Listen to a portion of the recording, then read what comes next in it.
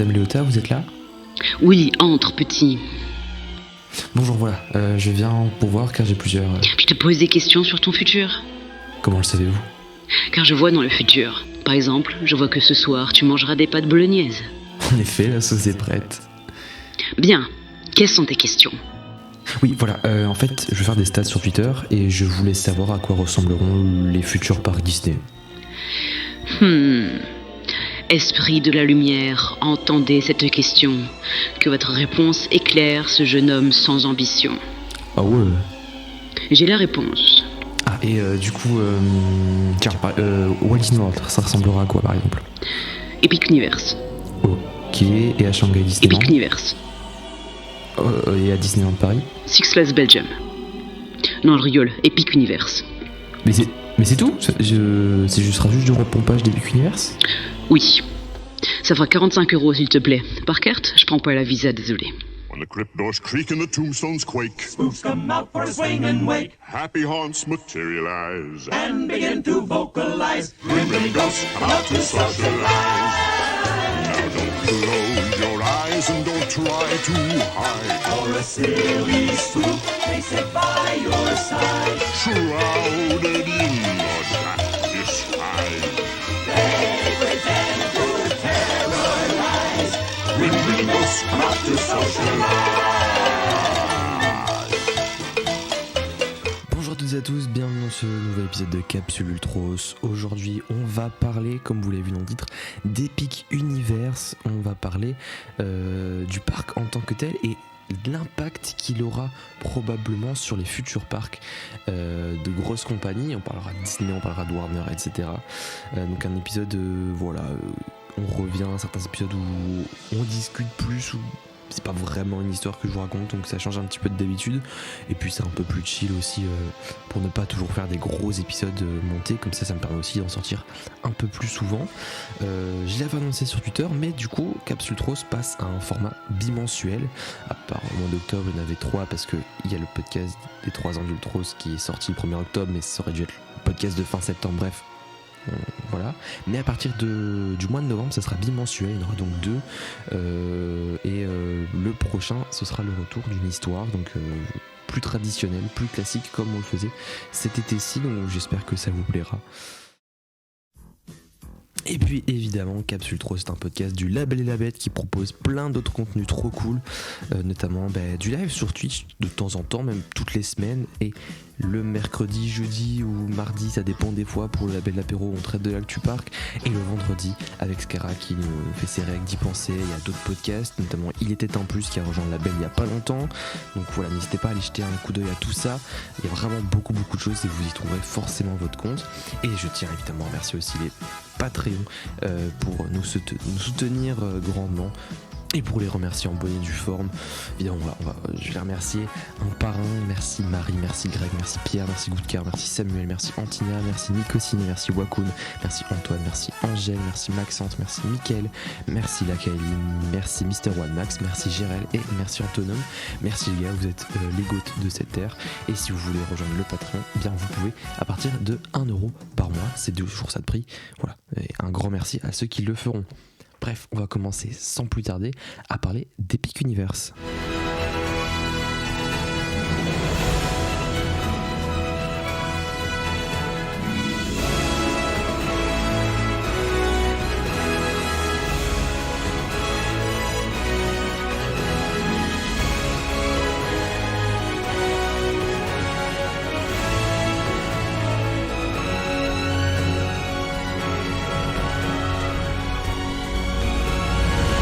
Il y a quelques jours, Universal a annoncé l'ouverture de Epic Universe pour le 22 mai 2024. Les réservations sont ouvertes, donc si vous voulez aller jeter un œil au prix ou pourquoi pas même prendre vos tickets pour les premiers mois du parc, c'est faisable.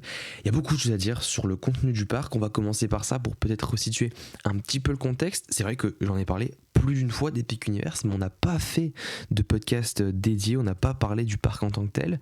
Je me demande si quand on avait fait le podcast Universal contre Walt Disney World avec Pierre au printemps, on n'avait pas déjà un peu parlé du parc et détaillé ce qu'il y avait dedans, mais pour se remettre dans le mood. Il y a de toute façon eu des informations qui ont été dévoilées depuis, donc on va se remettre dans le mood, on va se remettre dans le contexte avec tout ce qu'on sait sur le parc au final à l'heure actuelle.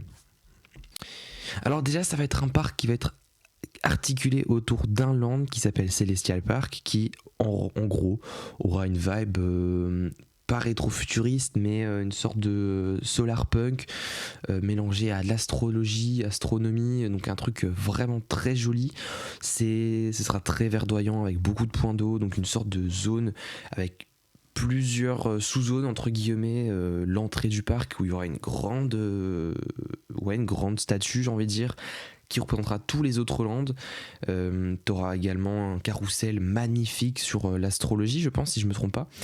J'ai plus le nom du carrousel, mais qui sera vraiment très très joli aussi. Ce sera vraiment une zone qui sera le poumon du parc, avec beaucoup de verdure, beaucoup d'éléments kinétiques, des restaurants, des boutiques, bref, plein de choses trop cool, avec un accès tout autour aux 4 landes du parc. Mais avant de détailler ceci, on va parler de ce qu'on verra quand on rentrera dans le parc. Il s'agira du Helios Grand Hotel ou du Grand Helios Hotel, je sais plus l'ordre des choses, qui sera donc le point de chute de ce parc. En fait, ce sera là qu'on aura la vue la plus belle quand on sera depuis le Grand Helios, quand vous serez depuis le balcon, depuis votre chambre. Si vous payez le prix plein pour avoir vu sur le parc, vous aurez vraiment vu sur la globalité. Donc il sera vraiment au centre du parc, peut-être même un peu plus que le Disneyland Hotel par exemple, où lui il est à l'entrée. Là c'est au bout du parc, donc c'est comme si c'était le château, c'est l'endroit le plus important entre guillemets. Donc voilà, ça va être très joli Celestial Park, et probablement moi de mon côté la zone qui m'inspire le plus, qui me donne le plus envie, parce que c'est rare que Universal fait des choses sans licence et ça a l'air vraiment très qualitatif. C'est pour moi ce qui fait le plus Disney en fait dans Epic Universe, c'est cette zone Celestial Park qui a déjà été maintes et maintes fois vendue et plébiscité, donc j'ai vraiment très très hâte d'avoir enfin des images là-dessus. Si vous voulez d'ailleurs, tant que j'y pense, des images aériennes de la construction de tout le parc, parce que maintenant on va arriver dans les phases finales et ça va être très intéressant de voir comment ils évoluent lors des prochaines semaines. Je vous conseille le compte BioReconstruct ou BioReconstruct, je sais pas comment on le dit, mais sur Twitter et sur Blue Sky il me semble, qui partage plein d'images trop cool, donc n'hésitez pas à aller jeter un œil à tout ça. Le taf qu'il fait est juste exceptionnel, voilà. Et pas que Epic Universe, hein, beaucoup de Walt Disney World aussi, donc si ça vous intéresse, voilà, vraiment trop cool.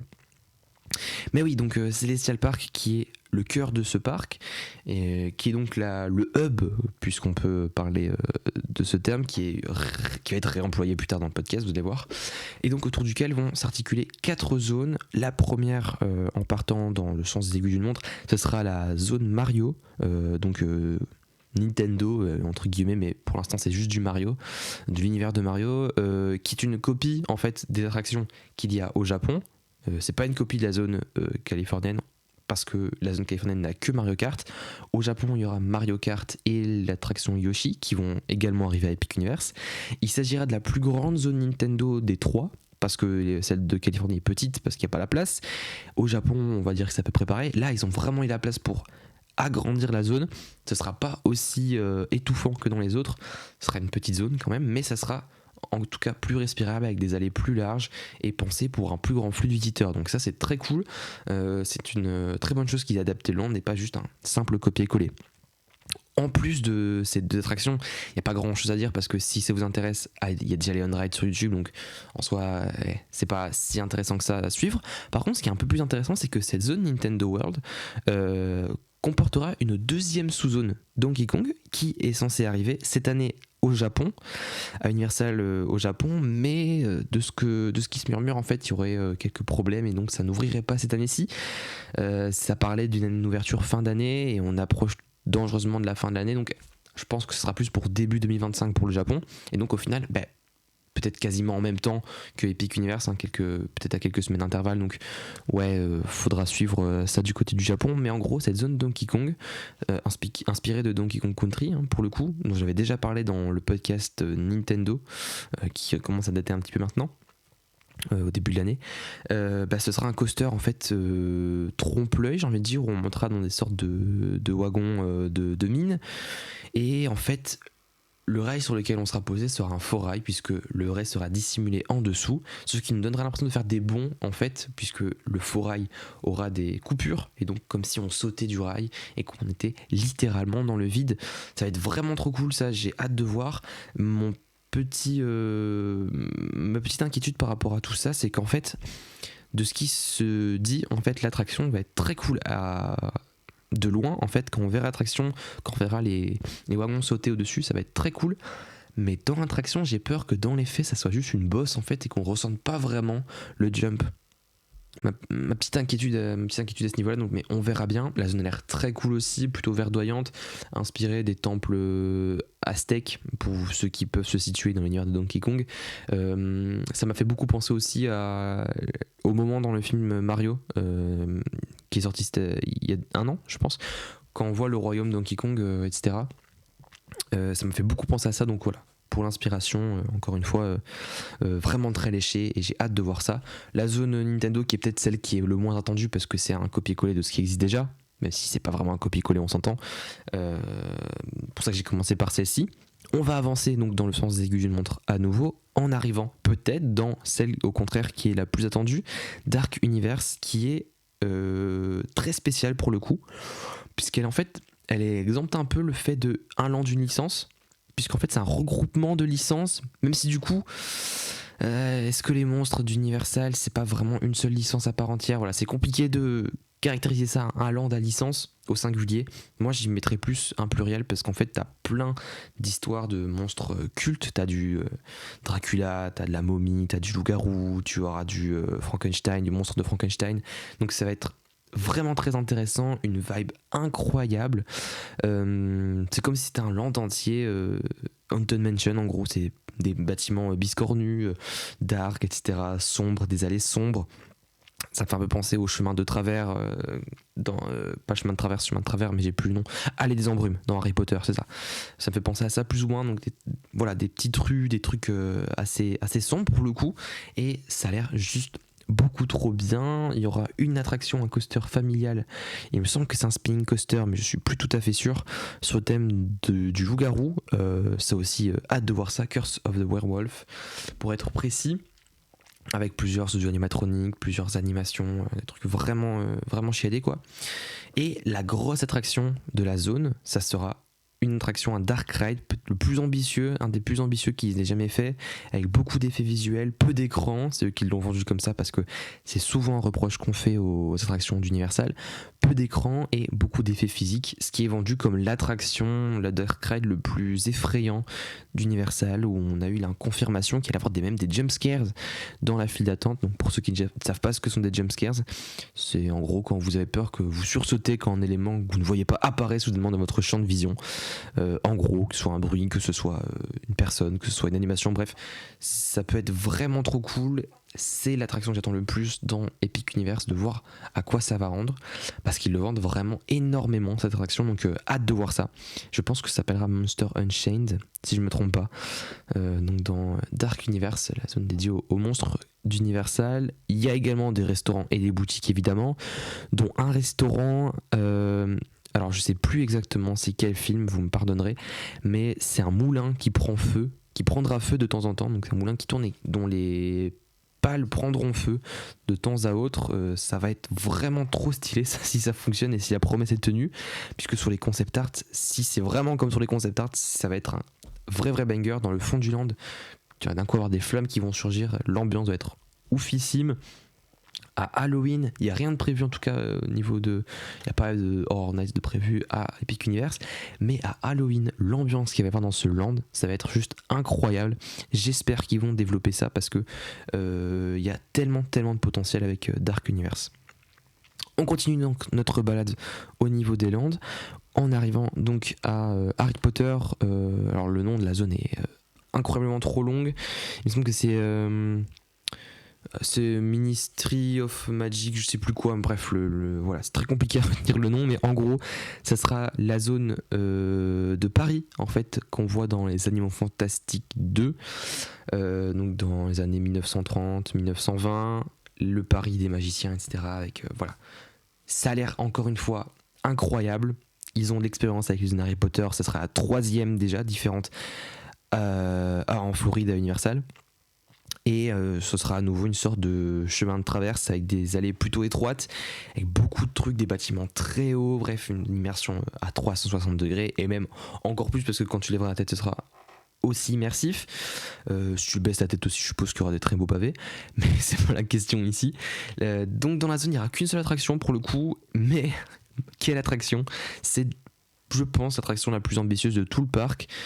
Il s'agira de Battle at Ministry of Magic, quelque chose dans le genre où en gros on sera téléporté et dans le temps et dans l'espace pour arriver donc dans les années fin des années 90 dans le ministère de la magie anglais, donc après les événements des reliques de la mort, où en gros c'est le procès de Dolores Umbridge et elle s'échappe, elle fout le sbeul dans le ministère, et du coup on aide Harry, Ron, Hermione et tout le tintouin à la remettre derrière les barreaux. Et c'est vendu comme l'attraction la plus ambitieuse du parc parce que ce sera un dark ride pareil, avec des audio animatroniques de mange-mort, avec des trucs très poussés, peut-être sans doute même des écrans.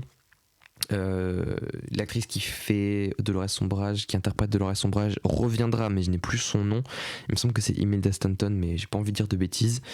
Elle reprendra son rôle, et donc voilà, attraction pour laquelle je me suis pas vraiment trop penché parce que j'ai pas envie de me spoiler. Je sais bien que je la ferai pas tout de suite, mais je pense que c'est celle sur laquelle je me spoilerai le moins dans l'attente d'un jour aller faire le parc, parce que j'ai une grosse hype pour celle-ci. Le fait est que le ministère de la magie dans Harry Potter a une place prépondérante dans l'histoire, et surtout on le voit et on le remarque au premier coup d'œil, c'est un endroit emblématique, je pense au même titre que Poudlard, peut-être un peu moins quand même, mais emblématique de la saga, et c'est vraiment trop cool qu'il soit reproduit.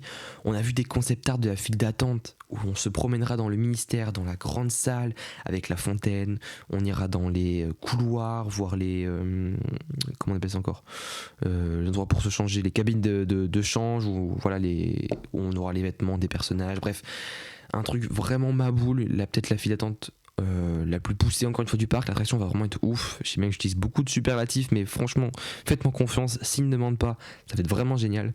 Et puis la zone autour, pour parler un petit peu de ce qu'il y aura un spectacle dans cette zone qui sera un spectacle de cirque avec des animaux de cirque un spectacle de cirque, pas facile à dire, avec des animaux fantastiques inspirés de la saga éponyme, qui est un peu flop. C'est pour ça que la zone est un petit peu bizarre, parce que d'un côté tu as la zone parisienne tirée des animaux fantastiques, et puis tu as l'attraction tirée d'Harry Potter. Je pense qu'ils se sont un peu ravisés, ils auraient bien voulu faire une attraction sur les animaux fantastiques, mais vu que ça a flop, ils n'ont pas eu trop le choix que de changer l'attraction. La zone extérieure, elle, reste, et pour moi fonctionne très bien, puisque que ce soit un flop, les animaux fantastiques ou pas, ça reste une zone d'Harry Potter à Paris. Voilà, tu peux te dire ça, tu peux tout à fait te dire ça. Peut-être le petit hic, c'est que ça se passe dans les années 20-30, ça n'a pas vraiment de cohérence avec l'attraction, mais bon voilà, c'est peut-être le reproche qu'on peut faire à cette zone, et à voir à quoi ça ressemblera au final. Ça peut encore une fois être très très cool, hâte de voir ça aussi. Et puis on va passer à la dernière des 4 zones de Epic Universe, qui est donc la zone dédiée à Dragon, How to Train Your Dragon en anglais, avec Isles of Berk. Encore une fois, grosse hype, parce que c'est une série de films que j'aime beaucoup. Je trouve ça très couillu de leur part de faire une zone sur ça, alors qu'il y aurait eu vraiment la facilité de faire sur un autre DreamWorks, pour ça Shrek notamment, qui aurait été beaucoup plus facile à faire. En tout cas en termes de réception, ça aurait été je pense un choix critique évident, mais non, ils ont choisi Dragon et ça fonctionne vraiment très bien. Une zone viking, alors la comparaison peut être faire un peu mal, mais ça me fait penser beaucoup penser à la zone le viking de Plopsaland. Voilà, si vous avez la ref en tête, en termes de cartoonesque, de viking, de verdure, il y aura des points d'eau, il y aura un coaster familial aussi, il y aura un splash battle, il y aura un spectacle qui est tiré d'Universal à Pékin. Et je pense que c'est tout. Il y a vraiment beaucoup de trucs interactifs, probablement aussi interactifs que Nintendo, peut-être un peu moins quand même, faut pas exagérer, mais en tout cas ce sera une zone très colorée, très vivante, peut-être celle qu'au final avec Nintendo qui perso j'attends le moins, même si j'aime beaucoup les films encore une fois, parce que peut-être un peu moins ambitieuse que Dark Universe Harry Potter, mais ça va vraiment être très très très cool aussi. Pas grand chose à dire, hein. Il y aura un restaurant qui va être énorme apparemment qui reproduira le sorte de conseil des chefs dans Dragon, je sais pas si vous voyez plus ou moins, et ouais, beaucoup de trucs. Il se murmure même qu'il y aurait des dragons drones volants au-dessus de la zone. C'est des ouf, et c'est beaucoup trop bien. Et donc tout ça ouvre le 22 mai 2024. On a la date, on a tous les détails, et ça va être un succès retentissant. Que voulez-vous, c'est déjà un succès retentissant dans la com. C'est déjà implanté dans la culture des parcs en Floride, puisque les places sont parties comme des petits pains dès le premier jour, ça fallait s'y attendre, mais beaucoup de gens en ont parlé. Le bouche-oreille va être, je pense, énormissime, et Universal, pour moi, a déjà gagné. En tout cas, cette bataille, en termes de délai par rapport à Disney, voilà. Il faudra voir dans les années à venir comment Disney répond, mais voilà, c'est une très très bonne nouvelle pour nous, parcs fans, que la bataille soit aussi féroce entre Universal et Disney, parce que là, ils ont vraiment relevé le niveau d'un cran, et s'ils continuent de cette qualité-là dans leurs autres parcs en Floride, et dans le monde entier d'ailleurs, ça va vraiment être très très très cool.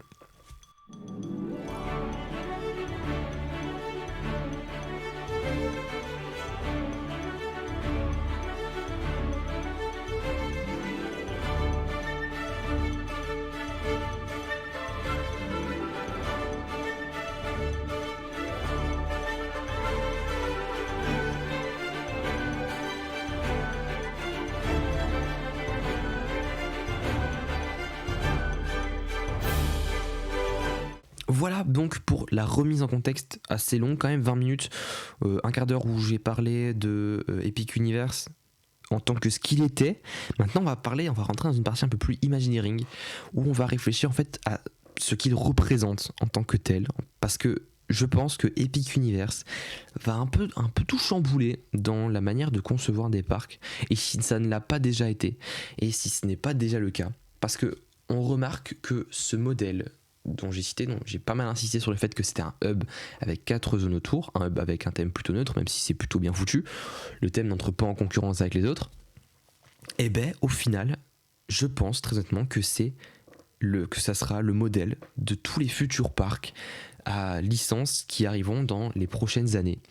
Il y a eu une ruée vers l'or des parcs début des années 2000 avec plein de concepts différents. Islands of Adventure avait déjà ce côté où on fout des licences un peu partout, avec 100 thèmes communs autour d'un lac. Il y avait déjà ce côté Universal qui pousse avec leurs licences, pas forcément liées entre elles, mais qui chacune individuellement est vraiment bien foutue. De l'autre côté, t'avais Disney qui proposait des trucs plutôt originaux. Je pense notamment à Animal Kingdom, qui a un thème plutôt naturel, poussé sur la découverte du monde, etc. Sur les animaux, il y a le thème animal, il y a le nom animal dans le parc et je parle pas des animaux, et même à l'autre bout du monde avec Tokyo Disney Sea qui pour le coup là a un thème aujourd'hui qu'on pourrait peut-être qualifier de licence foutue un peu partout avec une grosse couche de thèmes communs par-dessus. Ça pourrait fonctionner, mais à l'ouverture il y avait beaucoup moins de licences, et donc c'était ce truc où on arpente les mers à la découverte de plein d'univers différents, plein de cultures différentes. Bref, mon amour pour Tokyo Disney Sea, je pense que beaucoup de gens le partagent et savent à quel point ce parc est extraordinaire, surtout à son ouverture dans le contexte. Et puis les Walt Disney Studios, en 2002 n'en parlons pas. Mais tout ça pour dire que là où, quand il y a eu l'ouverture des parcs début des années 2000, c'était quasiment tous des thèmes différents. Genre j'ai pris volontairement ici Disney Universal, mais on peut l'appliquer à d'autres parcs qui proposent des licences. Voilà, quand tu penses à des Movie World, etc., pareil, c'est des licences mises un peu pic-ploc partout. Aujourd'hui, ce sentiment de tu ouvres un parc à licence où tu fous 5 licences, 4 licences, et tu mets un thème commun pour coller le tout, je le sens de plus en plus, et je pense que les futurs parcs, peut-être non annoncés, ou qui vont être annoncés dans les prochaines années, vont s'inspirer grandement de ça. J'ai pas vraiment de conduite pour ce podcast, donc on va aller point par point. On va commencer, je pense, du côté de Disney. Du côté de Disney, il se murmurerait en tout cas que Walt Disney World pourrait ouvrir un 5e parc dans les 10 prochaines années. On va prendre avec des pincettes à nouveau. Ce qui est plus probable en revanche, c'est que Shanghai Disney ouvre un second parc dans les prochaines années. En tout cas, moi, ça me semble être le prochain à ouvrir sur la liste. Et Disneyland Paris qui devrait en tout cas bénéficier d'un 3e parc dans les 15 prochaines années, je pense, sans être trop pessimiste. Donc voilà, il y a des parcs qui vont arriver du côté de Disney. Ce sera pour la prochaine décennie, je pense décennie 2030, sans trop me mouiller. Mais en tout cas, ça doit sûrement être en train de réfléchir en interne. Et à l'heure actuelle, je pense honnêtement que ces parcs auront probablement un thème commun plutôt cool, un thème commun sur la nature, sur l'aventure, sur ce que vous voulez, voilà. Mais où tu auras un hub avec des licences qui graviteront autour. Et c'est en fait l'évolution classique pour les parcs Disney du concept de Royaume Enchanté où tu avais un hub avec pas des licences mais des thèmes, Adventureland, Tomorrowland, Fantasyland, Frontierland, etc. Des thèmes qui regroupaient eux-mêmes des licences. Et là où aujourd'hui on n'est plus dans ces lands à thème, on est sur des lands à licence qui vont popper autour d'un thème commun. Alors, on peut aussi rétorquer le concept de Fantasy Springs et Tropical Americas, moi qui me plaisent beaucoup, mais pour l'instant, ce ne sont pas des parcs entiers, en fait, ce sont des zones qui sont ajoutées à des zones elles-mêmes qui ne sont pas monolicences. Quand on regarde les parcs, il n'y a qu'un exemple, mais je prends celui des Walt Disney Studios, un parc où un land est égal à une licence, il n'ajoute que des lands à licence. Il n'ajoute pas des lands multilicences comme Tropical Americas ou Fantasy Springs. Il reste dans cette même logique de on garde un land, une licence, point. On ne fait pas des lands globaux avec plusieurs licences. Ça aurait été mieux à mon sens, mais il reste dans cette optique-là. Là où pour Tokyo Disney Sea et Animal Kingdom, ce sont déjà des lands qui eux-mêmes regroupent plusieurs licences, plusieurs sous-thèmes. Donc ça me choque pas et je trouve ça plutôt logique en fait qu'ils continuent dans cette optique-là. C'est même mieux que de prendre des lands monolicences et ils l'ont compris.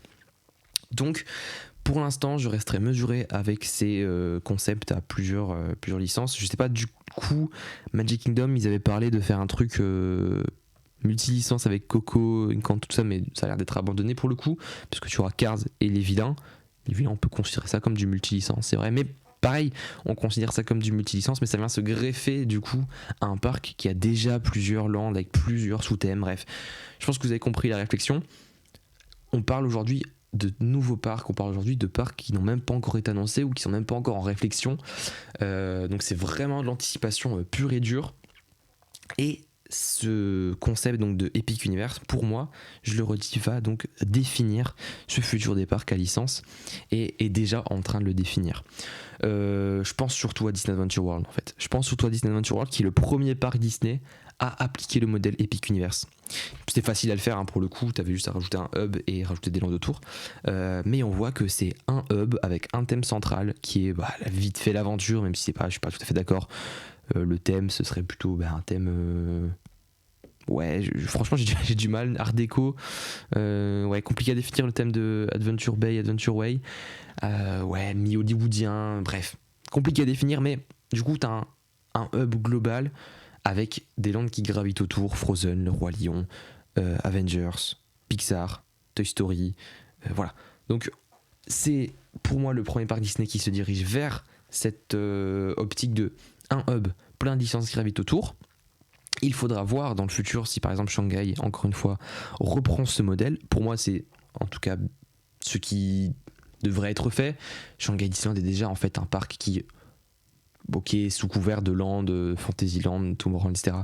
Mais en fait, c'est déjà un parc qui est circulaire as fuck, où t'as le château au milieu et t'as plein d'attractions plic-ploc autour comme ça qui tournent autour. Et c'est encore une fois renforcé avec Spider-Man, le coaster Spider-Man qui a été annoncé à cette D23, où en fait le truc n'a aucun sens à être foutu là en fait. Il va être placé entre Zootopie et Pirates des Caraïbes, donc ça n'a aucun sens d'être mis là. Et pour le coup, c'est, je pense, une réminiscence de ce concept de oui, on a des licences, on les fout un peu n'importe où sans vraiment de cohérence. Voilà. C'est plutôt dommage et c'est aussi bien le parc soit-il, ce que je reproche à Shanghai, c'est que c'est vraiment très brouillon en termes de cohérence et de transition au niveau des univers. Pour Walt Disney World, je pense que c'est celui qui va sans doute être le plus concerné parce que aujourd'hui on regarde Hollywood Studios, on peut se dire ouais mais c'est aussi un amas de licence. Et Hollywood Studios, il faut pas oublier quand même que le parc a toujours un thème cinéma hollywoodien très présent, beaucoup plus présent qu'à Disney Adventure World où on essaye un peu de le supprimer, hein, ils sont en train de le faire, à part dans la zone World Premiere et Studio 1 Frontlot pardon. Leur thème hollywoodien il est encore très présent et du coup on reste sur un vrai parc à thème studio, même si on remplace les attractions originales et les trucs de visite de coulisses etc par des visites d'univers. Ça se rapproche de ce que veut faire Adventure World, mais je trouve que là on n'est pas trop dans le licence plic-ploc avec un hub, puisqu'au final le thème coule un peu partout dans le parc, le thème hollywoodien cinéma coule un peu partout dans le parc au-dessus des licences. On peut tout à fait se dire qu'on rentre dans le studio Toy Story, qu'on rentre dans le studio Star Wars et qu'on rentrera dans le truc Monster Company, c'est vrai que c'est dur à justifier, mais ce fait est que tu auras encore cette présence d'un thème hollywoodien au-dessus de tout. Là où, pour faire la comparaison avec Epic Universe, certes, il y a un hub, il y a un thème, mais le thème de Celestial Park n'est pas au-dessus, par exemple, d'un Dark Universe. Il n'y a aucune réminiscence, aucun lien possible entre Dark Universe ou Harry Potter et Celestial Park. Ça sert juste de concept de hub, là où le thème hollywoodien, lui, traverse tout le parc. C'est ça la différence qui est pas facile à faire, mais que je trouve est importante avec un Hollywood Studio. Et donc, je pense très honnêtement que si 5e parc il y a un jour, il y aura un 5e parc un jour, mais quand voilà, on n'est pas là pour tirer des plans sur la comète. Si 5e parc il y a, ça sera ça. Ça sera un thème global, plein de licences autour. Voilà, les licences, je sais pas quoi en penser, mais ça peut être. Est-ce qu'il y a du Moana? Il n'y a pas du Moana annoncé quelque part à Walt Disney World? Je réfléchis, mais non, c'est vrai qu'il n'y a rien eu de Moana annoncé, mais voilà, tu peux avoir du Moana, tu peux avoir du Stitch, tu peux avoir tu peux même faire un deuxième land Avatar si tu veux, à la manière d'un Harry Potter. Voilà, t'as moyen de faire un truc plutôt cool avec 4-5 licences, un thème commun, et ça part facilement. Alors le souci avec Walt Disney World, c'est qu'ils ont un peu tout comme parc en termes de thème, donc Disney va devoir quand même se creuser un peu la tête pour en trouver un nouveau, mais ils peuvent tout à fait bien sortir leur Epic Universe. Ils peuvent tout à fait sortir un Disney Wonderful World, par exemple, tu vois, un truc qui en soi n'a pas vraiment de sens et de thème. Quand tu vas au premier abord, Epic Universe, tu dis ok, bah, c'est des univers épiques, c'est quoi le thème? Voilà, compliqué à définir. Bah là, ce sera peut-être pareil. Et dans un sens, bah, on va pouvoir critiquer ça après, mais plus longuement, mais ouais, pour moi, ça me fait chier, c'est un petit problème, et j'espère que ça sera pas forcément le cas. On y reviendra après et je vais terminer en revenant à Disneyland Paris. Disneyland Paris, pour moi, le 3e parc, je vois pas ce que ça peut être d'autre. Alors vous allez vous dire, oui, mais on a déjà notre Epic Universe avec Adventure World. Bah, qu'est-ce qui les empêche en fait de faire un second parc sous le même modèle, mais avec un thème transversal à la Hollywood Studios, donc pas vraiment le même concept, mais ouais, avec un thème transversal, avec la nature, avec peu importe ce qu'on peut imaginer. Moi je trouve que ce serait pas déconnant, une sorte d'Animal Kingdom dans un modèle à l'Epic Universe. Ça me semble pas impossible pour Disneyland Paris, et c'est ce que beaucoup imaginent en tout cas pour chez nous. Donc vous voyez à quel point Epic Universe a compliqué le fait de s'imaginer un parc sous un autre modèle en fait. Aujourd'hui, à chaque fois qu'on peut s'imaginer un parc, la facilité c'est de prendre un hub et de greffer des landes à licence autour. Et c'est ça dans un sens aussi qui moi me dérange, c'est que Epic Universe va être incroyable, mais il est en train de redéfinir la manière de concevoir un parc qui me déplaît fortement. J'espère que c'est compréhensible jusque là, j'espère que je me suis pas trop perdu dans mes pensées, mais c'est un problème dans lequel je pense les parcs ne doivent pas tomber. On n'a pas parlé des parcs Warner, mais si des parcs Warner doivent être construits, pareil, je vois pas d'autre modèle en fait de concevoir un parc, et j'espère que si Disney en ouvre un dans les prochaines années, on soit pas sur le même modèle. J'espère me tromper sur toute la ligne et qu'on reviendra sur ce podcast dans 10 ans, on se dise il avait tout faux le con, mais franchement j'espère me tromper et que par exemple Shanghai proposera un truc vraiment cool, qu'on revienne en fait au basique de l'Imagineering où tu as un parc avec un thème globales, des lands avec des sous-thèmes qui rejoignent le thème global. Et dans ces lands à sous-thèmes, bien, tu peux proposer diverses licences comme Tropical Americas ou encore une fois Fantasy Springs. Et pour moi, ce sont ces meilleurs exemples-là, c'est Animal Kingdom et Tokyo Disney Sea qui sont pour moi des références de parcs, je dis récents, parce que quand tu compares à l'histoire de Disney, c'est les derniers parcs qui ont ouvert. C'est sur ça que doit continuer Disney, et c'est ce fait d'avoir stoppé la production de parcs secondaires, puisque depuis il n'y a eu que des parcs Magic Kingdom qui ont ouvert.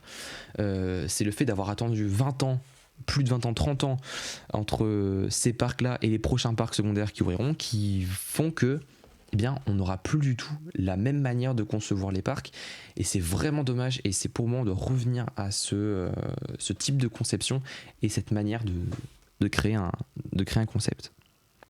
Disney Adventure World, c'est déjà foutu. On sait que voilà, le parc est parti dans une direction qui plaît ou qui ne plaît pas. Voilà, c'est pas à moi de faire la police à ce niveau-là. Moi personnellement, ça me plaît pas. Le concept, je pense que ce qui va être ajouté va être très qualitatif, mais sur le fond, ça me fait chier très honnêtement. La forme, voilà, encore une fois, je pense que ça va être très sympa, mais on sait bien que c'est foutu pour Disney Adventure World. On agrandit le parc, on rajoute ces 2 lands et on passe à autre chose. Pour moi, c'est ce qu'il faut faire. C'est peut-être même on rajoute un 3e land si vous voulez Avatar. Voilà, donner Avatar, on n'est plus à ça près. Mais pour moi, il faudra passer à autre chose très rapidement. Parc Disneyland et commencer à réfléchir à ce 3e parc. Et comme j'ai dit, se détacher en fait de ce modèle épique universien où tu auras encore une fois un parc, je vais pas dire sans âme, mais parce que je pense qu'ils peuvent sortir un thème commun, mais qui n'est plus à la hauteur des recherches et des transitions qu'il y avait pour les anciens parcs. Voilà. Disneyland, on peut lui donner tous les Disneyland aujourd'hui, Louvre, il se fait dézinguer de partout, mais on peut lui donner les reproches et accorder ces reproches qu'il a eu à son ouverture et qu'il a toujours. Force est de constater que ce concept a traversé plusieurs décennies et aujourd'hui est toujours aussi fort puisqu'il a été adapté. Et donc, est-ce qu'il ne faudrait pas réadapter très rapidement ce concept de Epic Universe, voilà, pour s'en débarrasser. Je pense que ce qui est en train d'être fait est pas malsain, mais contre-productif en fait quand on voit ce que faisait le concept de Disneyland à la base. J'espère ne pas m'être trop perdu dans mes explications pour ce podcast. Si c'est le cas, j'en suis navré, mais voilà, il y avait beaucoup de choses que j'ai envie de dire. C'est des trucs qui me sont venus en tête pendant l'écriture du plan de ce podcast. Donc c'est peut-être un peu brouillon, un petit peu décousu, je m'en excuse.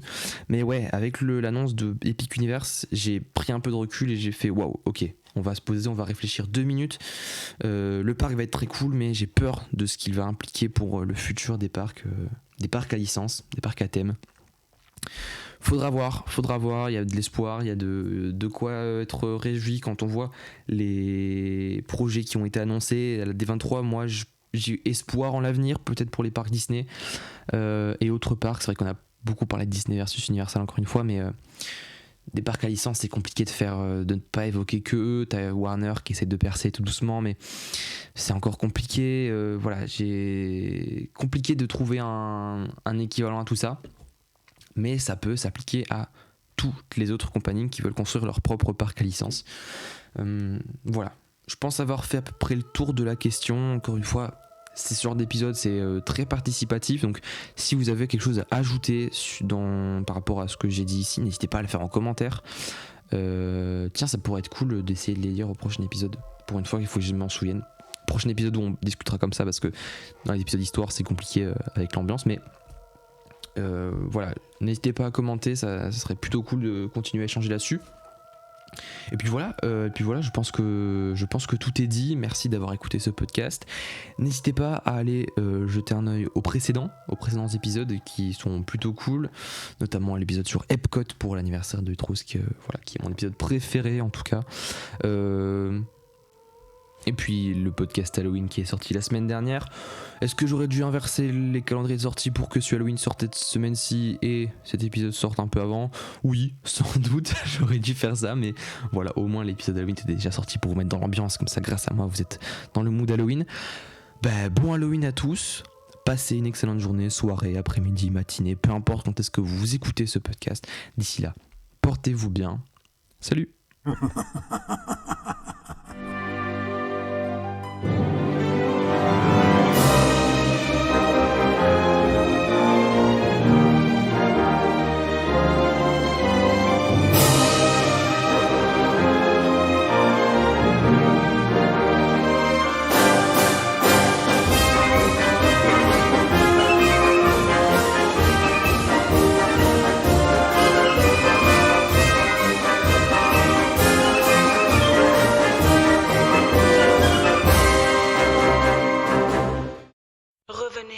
Revenez, vous venez à peine d'arriver.